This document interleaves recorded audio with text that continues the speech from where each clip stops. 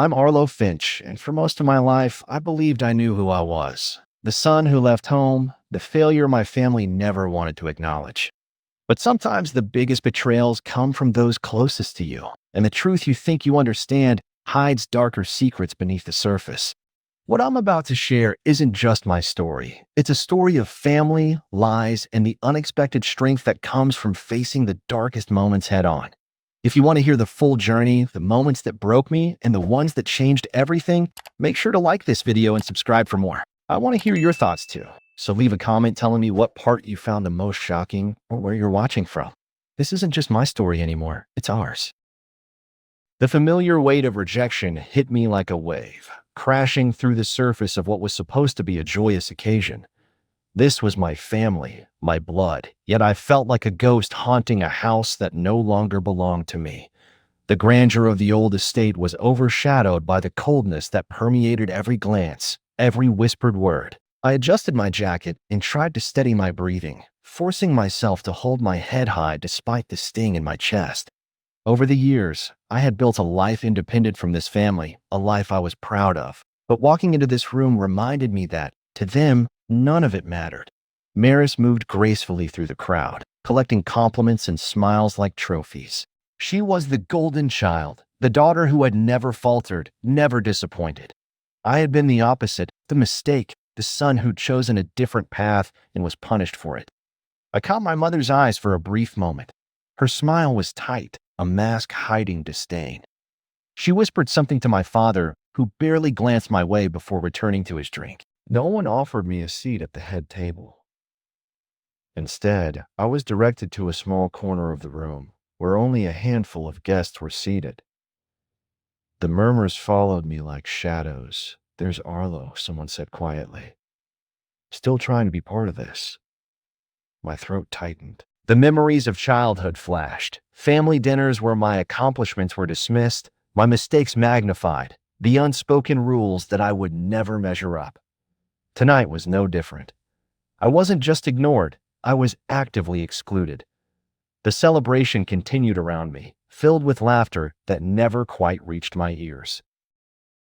My sister's voice floated on the air, warm and confident, while mine remained silent, caught in a cage of judgment.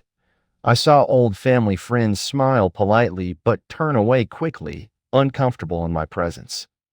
Even the cousins I once called friends seemed distant, their eyes flickering with pity or disdain. I thought of my daughter, Isla, waiting at home, the one person who saw me for who I truly was. This family didn't deserve to be my family tonight.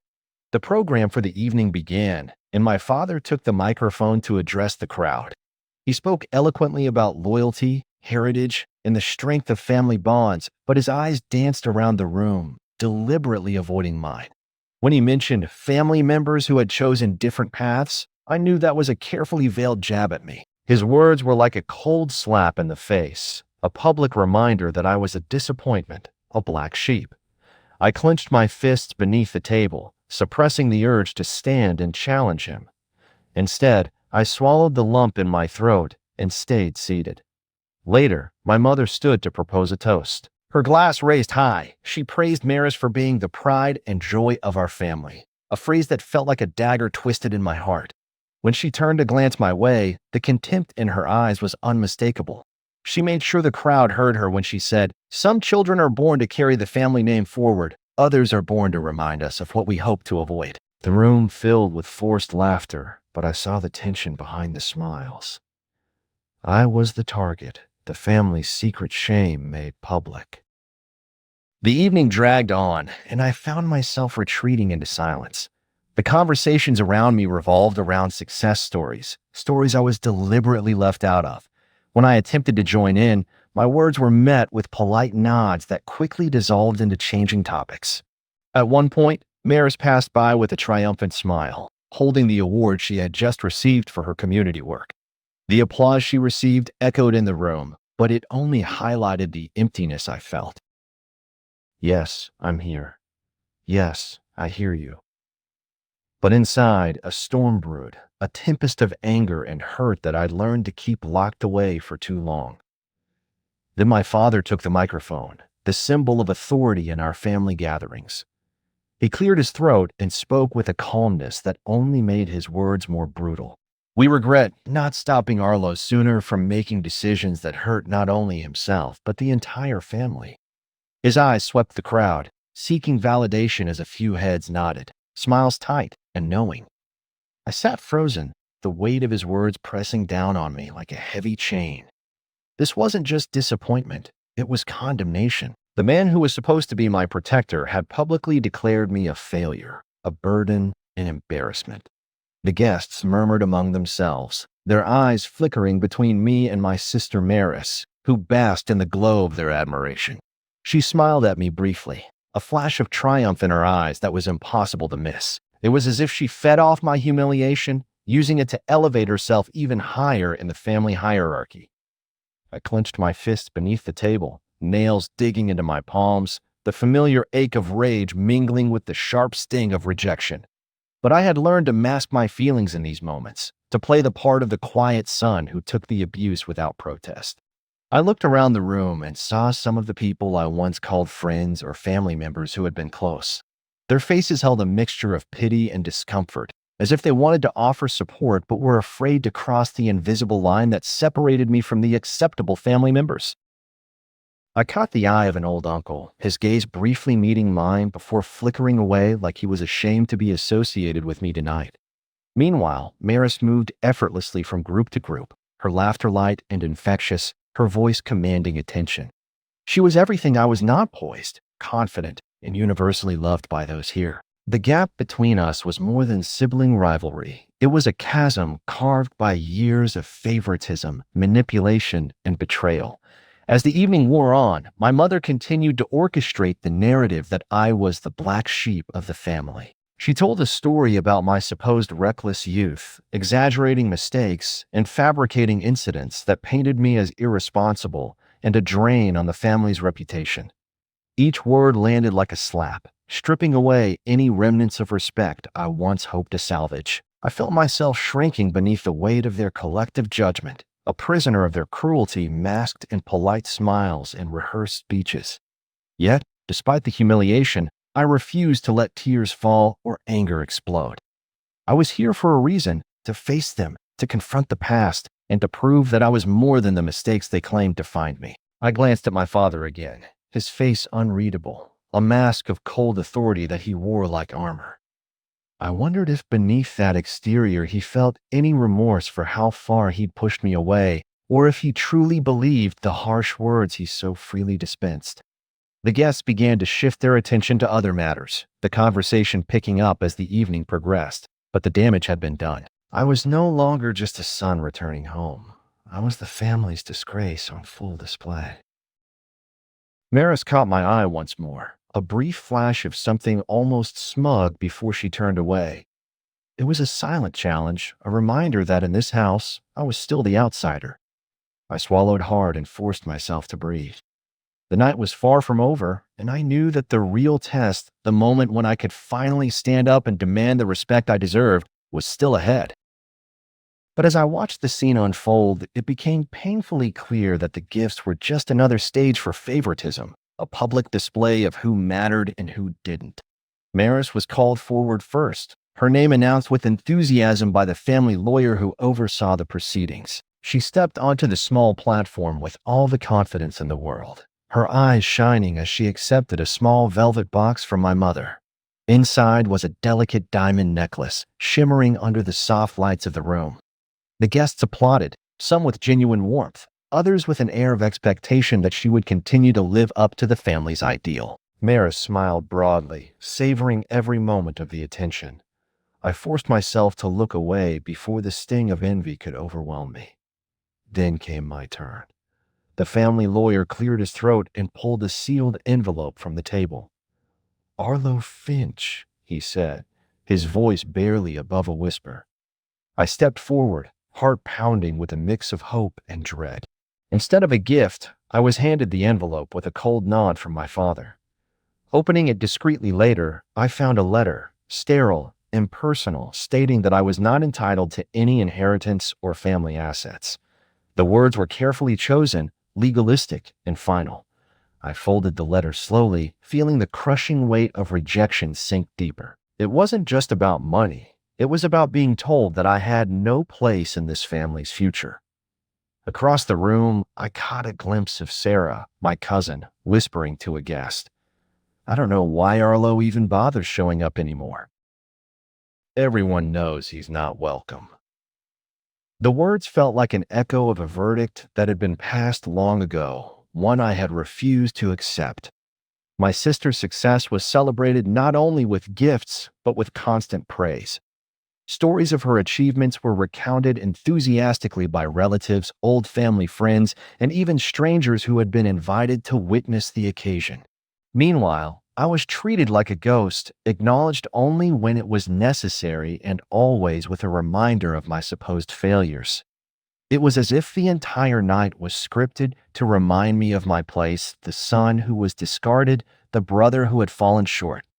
The disparity between Maris and me was glaring, a chasm that had been widened deliberately over the years. I thought back to our childhood when Maris's every accomplishment was rewarded with encouragement and lavish gifts, while my struggles were met with silence or criticism. I remembered the Christmas mornings when she received expensive toys while I got hand-me-downs and broken promises.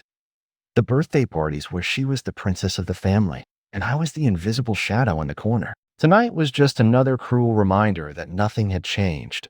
The guests' eyes flickered between us, some openly judging me, while others whispered their sympathy but dared not speak out loud. The room felt suffocating, a stage where I was the unwilling actor in a family drama I never auditioned for. Yet, despite the humiliation and isolation, a small flame of defiance burned within me. I refused to let their judgment define my worth. I had built a life beyond these walls, a life where I was respected and loved.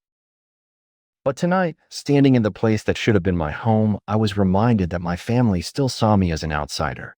As the gift exchange ended, the crowd began to shift, some making their way to the bar or mingling in smaller groups.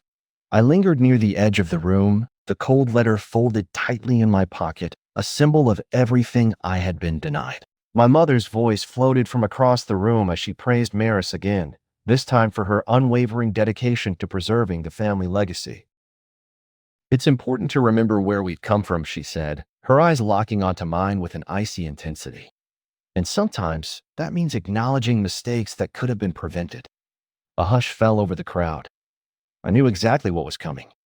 With a cruel smile, she launched into a carefully crafted story, a twisted version of my past failures that she had rehearsed many times. She painted a picture of a reckless youth, a son who had abandoned his family and made choices that brought nothing but shame. She exaggerated missteps, fabricated incidents, and twisted facts so skillfully that even some of the guests nodded in agreement, caught up in the drama she spun. Every word was a blow, each sentence stripping away a layer of dignity I had fought so hard to maintain. I sat there, feeling the heat rise to my face, my fists tightening on the arms of my chair. This was more than just a family disagreement. It was a public shaming, a spectacle designed to isolate me further. My father, sensing the mood shift, stepped forward to add his own condemnation. With a voice low and steady, he spoke of disappointment and lost potential, his words cutting deeper than any knife. "We had hoped for better from our son," he said. "But sometimes the hardest truth is accepting that some wounds cannot be healed." The guests murmured their sympathies, their eyes filled with pity for the family's tragedy. Maris, seated beside our mother, smiled smugly, basking in the spotlight her parents had stolen from me. The contrast was unbearable. She was the favored daughter, the success story, while I was the scapegoat, the problem to be hushed up and forgotten. As my mother finished her tale, a few guests approached her, whispering words of encouragement, praising her bravery and setting the record straight. I watched, numb, as the narrative of my failure was accepted without question. I thought about all the years I had spent trying to prove myself, to rise above the mistakes of my youth. I remembered the sacrifices I made, the nights spent working to build a future, the battles fought to escape the shadow of this family's judgment. Yet none of it mattered here tonight. In this room, I was still the son who had fallen short, the one who had failed them all. The sting of their betrayal was sharp, but beneath it, a steely resolve began to form. I would not be defined by their lies. I would find a way to show them who I really was. The party continued, but for me, the night had become a battlefield. I sat quietly, listening to the conversations around me, the laughter that no longer felt genuine. I saw the glances exchanged when my name came up, the quick change of subject when I attempted to join in. The divide between me and the rest of the family had never been wider. At one point, a distant relative came over, offering a brief, awkward apology for the way things had been handled. "It's not fair," they whispered. "You don't deserve this." I nodded silently, grateful for the small show of kindness, but knowing it wasn't enough to change anything tonight. As the evening wore on, I stole a moment by the window, looking out into the dark night. The cold air hit my face, and for the first time that evening, I allowed myself to breathe deeply. The past was full of wounds and regrets, but the future was still unwritten. I thought about my daughter Isla, the one person who had always seen me for who I was, beyond the failures, beyond the family drama. She was my hope, my reason to keep fighting. I wiped a tear that I refused to let fall and squared my shoulders. The night was far from over, and I knew that the hardest part was still ahead. As the guests mingled and the soft music played in the background, I caught sight of something that cut deeper than any insult or verbal attack. On a side table near the fireplace, I saw a framed photo of me with my daughter Isla. It was a rare picture, one I treasured, taken on a sunny afternoon when she was just 6 years old. But what made my stomach turn was the fact that the photo had been deliberately altered. My daughter had been carefully cut out from the image, leaving just me standing alone in the picture frame. It was a silent statement of exclusion, a cruel visual metaphor for how my family tried to erase not only me, but the person I loved most from their narrative. I stared at the altered photo, my mind racing with a mixture of disbelief and rage. How could they be so heartless? How could they treat the innocent like that? The guests nearby glanced at the photo, some noticing the strange alteration, others ignoring it entirely as if it were normal to exclude a child like that. My eyes burned as I fought back tears. It wasn't just me they rejected. They rejected my daughter, my family, my legacy. The evening wore on, but the sting of exclusion only grew sharper. I overheard a whispered conversation between my cousin Sarah and one of the family friends. "Arlo's nothing but a failure," Sarah said, her voice low but filled with venom. "He's the reason the family's name has been dragged through the mud." The words were meant to wound, and they did. It was not just about my perceived failures, but about the shame they believed I had brought on all of them. I glanced around the room and saw nods and murmurs of agreement. It felt like a verdict had been passed, and I was the one condemned. My sister Maris, ever the golden child, floated through the crowd, basking in their approval. Her smile was radiant, her laughter infectious.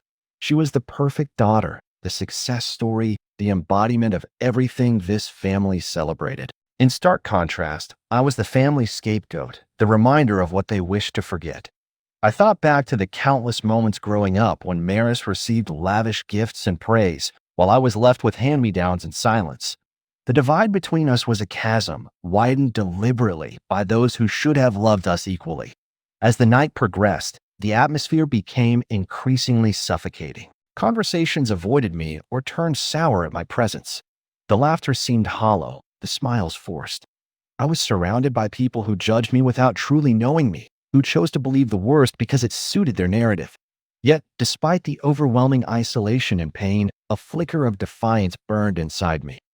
I refused to let their cruelty define my worth. I had spent years building a life of integrity and success outside these walls, and that was the truth that mattered. Near the end of the evening, a few guests approached me discreetly, offering words of sympathy and encouragement. Their kindness was a small beacon of hope amid the sea of disdain. "Don't let them get to you," one whispered. "You're stronger than they'll ever admit." I nodded, grateful for their support, but knowing that their words were not enough to heal the wounds inflicted tonight. I thought of Isla again, of the love and hope she represented in my life. She was my reason for enduring this storm, my motivation to rise above their hatred. As I looked around one last time, I realized that the night had stripped away all pretense. The family I had once known was gone, replaced by strangers who wore my name but not my heart. As the dinner plates were cleared and the soft hum of background music resumed, my father suddenly stood up, a glass of red wine in hand, and demanded everyone's attention. The room fell silent, the atmosphere shifting instantly to something heavier, more oppressive. His eyes scanned the crowd before settling on me, a predatory gleam lurking beneath his calm facade. I think it's important, especially on a night like this, to speak some truths that have been buried too long, he began, his voice steady but cold. When we look back on our family's journey, there's one regret that stands above all others. The guests leaned in, some exchanging uneasy glances, others eager to witness the unfolding drama.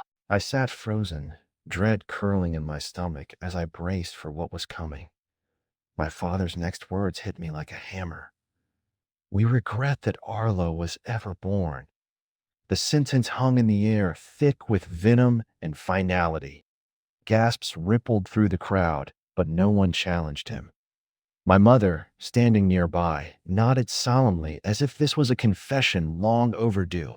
The words echoed through the room, drowning out the soft music and the whispered conversations. I felt my face flush with a mixture of shock, humiliation, and an anger that threatened to consume me. The man who was supposed to be my protector, my father, had just declared in front of our family and friends that my existence was a mistake. It wasn't just the words themselves, but the callous way they were delivered that made them so devastating. I gritted my teeth, willing myself to stay seated, to not give him the satisfaction of seeing me break down. But inside, I was shattered. The guests looked at me with a new kind of pity, or perhaps judgment. Some shook their heads in silent agreement, as if my father's proclamation confirmed what they had always suspected. Others avoided my gaze altogether, unsure of how to react to such cruelty. Maris stood beside my mother, her face composed, a slight smirk tugging at the corner of her lips. She was reveling in the moment, the spotlight firmly on her side of the family's story. The divide between us was no longer subtle. It was a chasm laid bare for everyone to see. My mother took the microphone next, her voice dripping with false sympathy. We tried everything to help Arlo, but he chose his path, one filled with poor decisions and disappointment. She paused, letting the words sink in. Tonight, we celebrate our legacy, but we also acknowledge that not all branches of the family tree bear fruit as we hoped.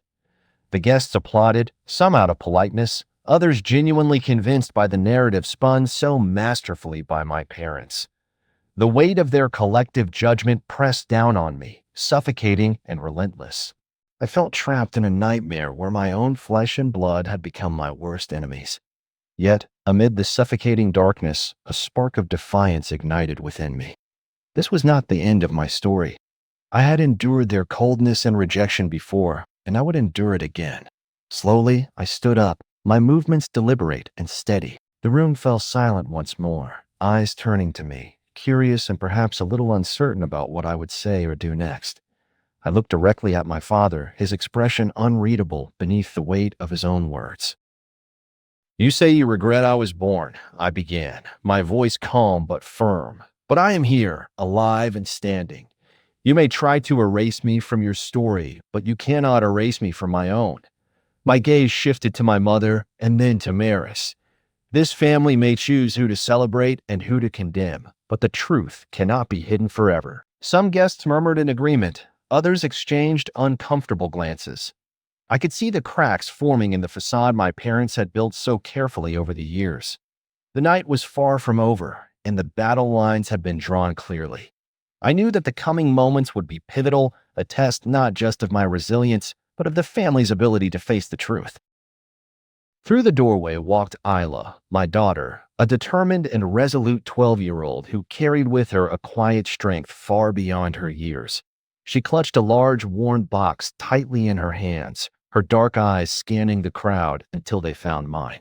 The room seemed to hold its breath as she moved forward with steady steps, unshaken by the heavy atmosphere or the disapproving glances she received from some family members. I felt my heart tighten in my chest, pride swelling amid the chaos. Vesla's presence was unexpected and bold, and I knew she had come for a reason that could change everything.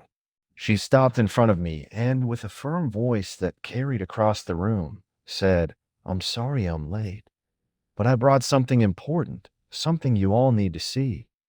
She carefully set the box on the small table beside us and opened it, revealing a collection of old documents, tapes, and photographs. Murmurs spread like wildfire through the crowd as guests leaned in, curious about what secrets Isla was about to reveal. I felt a mix of anxiety and hope ripple through me. This was my daughter, the one person who had always believed in me, now stepping forward to stand against the lies and cruelty that had been hurled my way all night. She pulled out a dusty old cassette tape player and pressed play. A crackling voice filled the room. It was my late grandfather's voice, calm and steady, recorded years ago during a private conversation. The tape revealed the truth about the family fortune and my rightful place in it. He spoke clearly, stating that I was to inherit a significant portion of the family estate and that my exclusion was a betrayal of his wishes.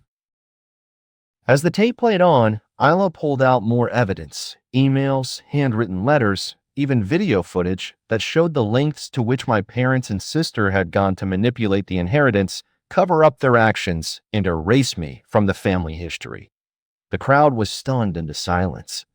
Faces once filled with judgment now showed shock, disbelief, and even guilt. I watched as the carefully constructed facade my parents had maintained for years began to crumble in the light of undeniable proof. Maris's expression shifted from smug confidence to pale apprehension. My mother's face tightened, and my father looked away, unable to meet the eyes of the people around him. Isla's voice remained steady and clear as she concluded, "You've told lies to protect your image, but the truth has a way of coming out. It's time to stop hiding behind your cruelty." A few guests whispered their support, some even stood up, murmuring apologies and offers of solidarity. The atmosphere in the room changed dramatically. No longer was I the black sheep. I was now the wronged party who had been denied justice for years. My parents were exposed as manipulators, and the family's dark secrets spilled out in front of everyone. I reached out and took Isla's hand, squeezing it tightly. Her bravery had given me strength I didn't realize I still had. This moment was more than just a revelation. It was a turning point in the long, painful story of my family. The guests began to disperse, many whispering about the scandal and the new power dynamics emerging from the revelations. Some family members avoided our gaze, while others approached with hesitant apologies. Maris left the room quietly, defeated for the first time that evening. My parents were left to face the consequences of their actions, surrounded by those who once admired them but now questioned everything they thought they knew. I looked at Isla, proud and grateful beyond words. Her courage had changed the course of my life and perhaps even the entire family's future. As the night drew to a close, I knew the battle was far from over. But this was the moment when the truth broke free from the shadows and began to heal the wounds that had festered for so long. For years, the narrative they had accepted about me, Arlo Finch, the black sheep, the failure, the unwanted son, had been meticulously constructed and maintained by my parents and sister, but now that illusion shattered in an instant. The documents and videos Isla unveiled not only proved my rightful inheritance, but also revealed the calculated lengths my family had gone to manipulate the truth, to exclude me, and to protect their image at my expense. The look on my mother's face was one of disbelief mingled with rage. Her lips pressed into a thin line, and her eyes darted around the room as if searching for a way to escape the mounting shame. My father's usual composure was gone.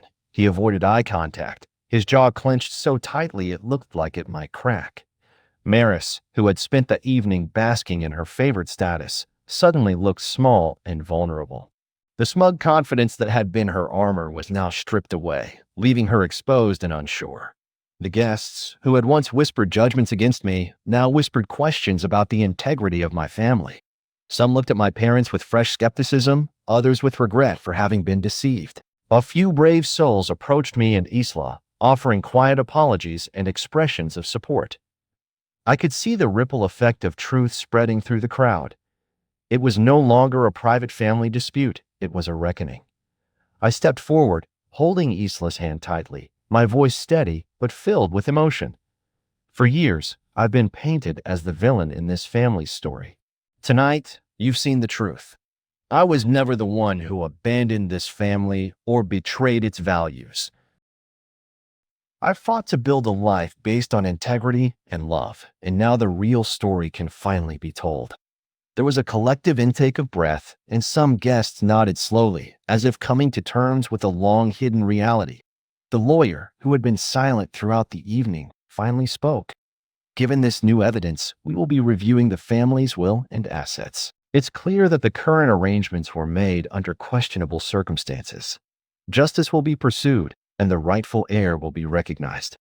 The weight of those words lifted a burden from my shoulders, though I knew the path ahead would be challenging.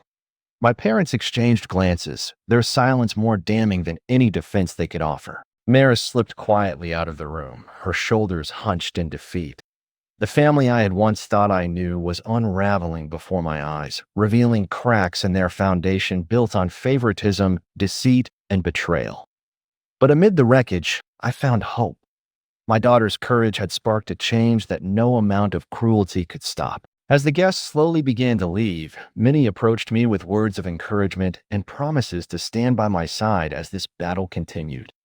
My parents remained behind, isolated and facing the consequences of their actions for the first time. I looked down at Isla and smiled. Her bravery that night was a beacon of light in the darkness, a reminder that truth and love could prevail even against the harshest odds. The guests who had once whispered about my failures now exchanged uneasy glances, their loyalties shaken as they faced the reality of my parents' and sister's betrayals. The family lawyer, emboldened by the evidence, announced that an immediate investigation would begin to review the will and the division of assets. This declaration sent ripples of tension through the crowd. My parents, who had held themselves with an air of superiority for so long, suddenly looked vulnerable and uncertain. Their years of control and manipulation had been undone in an instant. I observed their faces closely. My father's jaw was clenched tight, his eyes dark with a mixture of anger and fear. My mother's lips trembled slightly as she realized the gravity of what was unfolding. And Maris, once so confident and untouchable, looked downcast and defeated. As the guests began to disperse, many came up to me with words of encouragement and support. Their expressions sincere and apologetic for having believed the false narrative for so long. Old family friends who had been silent during the party now voiced their regret and vowed to stand by me moving forward. I felt a renewed sense of strength and resolve, knowing that I was not alone in this fight for justice and truth. Yet, amid this support, I was painfully aware that the battle was far from over. My parents and sisters still held influence within the family and community, and they would not relinquish their power easily. The lawyer's investigation would take time, and the emotional wounds inflicted over decades could not be healed overnight. But for the first time in a long time, I felt that the scales of justice might finally tip in my favor. That night, as the guests left and the house grew quiet, I sat with Isla, proud of her courage and the difference she had made. She had stood up not just for me, but for truth and fairness in the face of overwhelming odds. Together, we began to imagine a future free from the shadows of past betrayals, a future where our family could be rebuilt on honesty and love rather than secrets and resentment. Meanwhile, my parents retreated to a corner of the room, speaking in hushed tones. I overheard fragments of their conversation, threats, desperate pleas, and bitter accusations. Their facade of control had cracked, and the retribution they now faced was both legal and social.